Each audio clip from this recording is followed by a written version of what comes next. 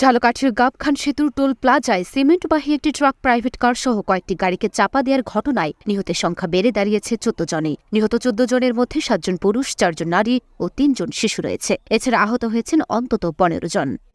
এগুলো সম্পূর্ণ লইয়া কাজগুজ নিয়ে ওগুলো পড়ছে। আচ্ছা, প্রথমে সে কারে মারতে গেল? প্রথম মারছে কোনটা এটা দেখিনি, কিন্তু প্রথম অটোই আসলে সামনে, অটো আর প্রাইভেট কার সামনে ছিল। যেটা ওই যে এই সাইডে যে অটোটা ভাঙা আছে ওইটাই ফার্স্টে ছিল, আর তার সাথে আসলে প্রাইভেট কারটা। এই দুটো জিনিসই আগে পড়ছে, তারপরে আর বড়গুলো পড়ছে এটা পরে।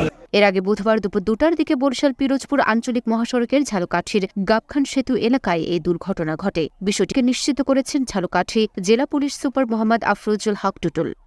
উদ্ধার করতে পেরেছি, আর আহত অবস্থায় আমরা ৭ জনকে হসপিটালে পাঠিয়েছি বরিশাল। বাকি ৫ জন এখন সদর হসপিটালে আছে। আর হতাহতের সংখ্যা আরও বাড়তে পারে।